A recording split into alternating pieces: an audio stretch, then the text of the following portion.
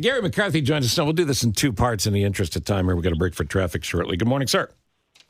Good morning. Nice to have you back on. It's great to be here. I want to talk about... It's great to be anywhere. Yeah, of course it is. I have the same feelings you have. That's nice. Before we get to the shot spotter story, which we'll do on the other side of traffic, talk to me about what happened in Kansas City. You were the head of the Chicago Police Department and other major cities' police departments, so you have to handle giant events like that. The pressure on the police is immense, and we had some heroes who jumped forward and helped by holding down a couple of peeps who may or may not be involved. But what was your feeling on that? So, first of all, what a lot of people don't know is that Missouri has something called open carry, which means that anybody can carry a firearm in public, but it has to be visible. The biggest problem with that, and my friend Bob Tracy, I don't know if you remember him, he came to Chicago with me. He ran crime strategies. I created my job in New York for Bob. He's running St. Louis right now. And the problem is there's no age restriction on that. So he's got 14-year-old kids walking around with AK-47s over their shoulders. I mean, is that a recipe for disaster? Yeah, how could that go wrong? Yes. And then you put a million people in one place. How many guns do you think were actually in that crowd? Well, I mean, what would your educated guess be? Are we talking hundreds? I would say hundreds. Yeah. I would say hundreds. And you got to realize, and here's the problem with the Second Amendment, there's no training provisions. So, people in Illinois complain to me about the fact that you have to do an 8-hour training course. I think it's 8 hours. It might be 16. 16-hour training course or an 8-hour training course to get a concealed carry permit. The police, we get 40 hours of training, and then we qualify 2 or 3 times a year, depending on your department. Right. And we still make mistakes. So you put a gun in the hands of John Q. citizen. First of all, they're probably going to fumble it. Second of all, people don't even realize how many people get killed with their own guns. And third of all, you don't even know how to use it after 8 hours of training, quite frankly. So, God knows who was shooting at who and what was going on. It was probably like the OK Corral. Good guys shooting at bad guys and bad guys just shooting at everybody. And if there's hundreds of guns there, you never know who else would have started shooting because they thought they were protecting, and now they're just part of it. Yeah. Well, that's the whole flawed notion. The whole flawed notion of this: good guys with guns can stop these things. If you know who the bad guy is. And if you know who the bad guy is and you know how to use a gun, there's an awful lot of ifs involved. In the meantime, we don't seem to have a motive of this, but what you brought up at the top, what's more dangerous than a pissed off 14 or 15-year-old who doesn't know what a gun can do? Mm-hmm. Yeah, exactly. And, to your point, Steve, the shooting at the megachurch in Texas, it was 2 off-duty police officers who took down that woman with the AK-47. So, that's an example that should be held up. Those are trained professionals, right, and they took action in a proper fashion. And John Q. Citizen just doesn't have the ability to do that, in my estimation, which makes it a dangerous brew, if you will. You put a couple of 100 guns in a crowd, you get people drinking, probably having a lot of fun, and then you get 2 gangbangers run into each other, or a new husband of your ex-wife or something like that. Sure. God knows what's going to happen. Yeah, and one of the reasons I wanted to have you talk about it is realistic expectations of what the police can do. You've sat in these meetings, you've led these meetings where you have to come up with an organizational plan to protect world leaders and just these immense security threats. And we've got the convention coming here, we've got NASCAR coming back, we got all these festivals this summer. Pressure on the police is crazy big. So that's why it's important when you pay attention to gutless politicians who put together laws that make it harder for the cops to do their jobs, which will lead us nicely into Shot Spotter. Nobody brought more tech to the police department than Garry McCarthy. We'll talk about that coming up.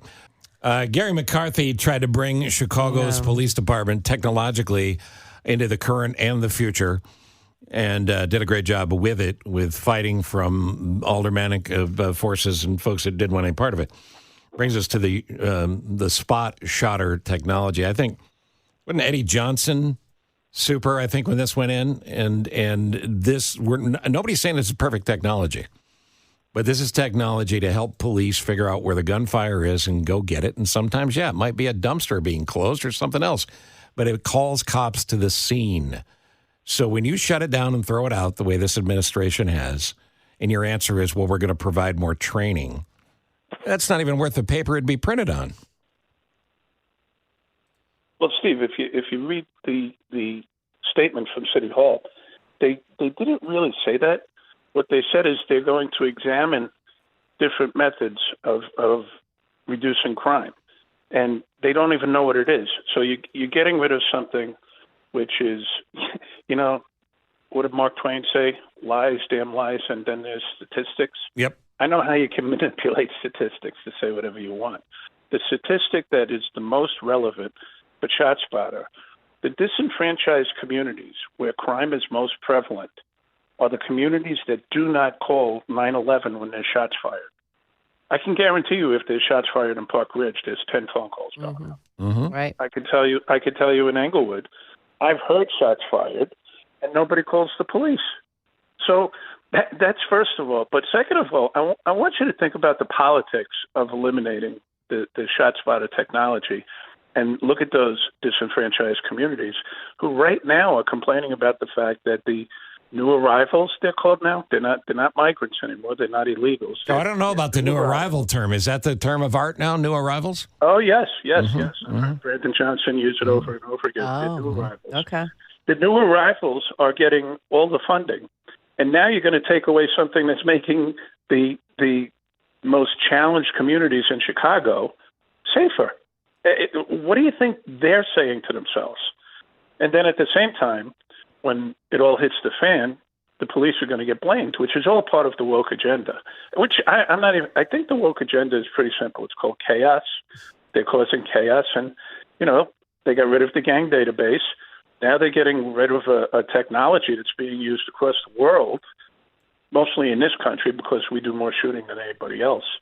And you think that it's going to help, and it's not going to help. So I just don't get what's going on. Well, yeah, it's making a cop's job harder to protect people who want, need, and appreciate the protection is just outrageous. And again, having no solution to this change you make. You're in power. You're the mayor. You can make the change. And by the way, we know that's not his sole decision. There's other people involved, but the buck stops at the mayor's desk. Yeah. And this is not a win. Steve, I've got to tell you something. Rahm Emanuel is Rahm Emanuel, and he might have been difficult, but every decision that was made in the police department was mine. Yep. Every single decision. Now, I had to argue with the guy frequently about it, basically every single day. But, and then take it a step further and look at this bill that's being introduced in Springfield about traffic stops, that they're going to knock down our ability to do traffic stops unless A, B, and C, some other things are somehow fulfilled. It's insane. It is absolutely insane. We talked about it on air last week about a legislator who's saying we got to get rid of speed limits. Yeah. We can't stop people if they don't have a registration sticker. That's chaos. And on and on and on. Yeah, and you reap what you sow. But having said that, the thing that I have the shortest fuse about, Garry McCarthy, is this notion that if you question this, you're a racist. Because here's the deal. Yeah. Here's the deal. If there's gunshots fired in a brown community, a black community, a white community, you want the police to show up. The technology exists in the areas of the highest incidence of crime. Correct. And those monitors are moved based on, or have been moved based on, where the gunshots were coming from, if that in fact changed. This isn't a brown-black thing. This is a crime thing. Well, they always fall back on it. They always fall back on racism. And listen, one of the other things that drives me absolutely crazy, and, we could put all the biracial commercials on Earth on TV. Does anybody remember that Jake from State Farm was a white guy?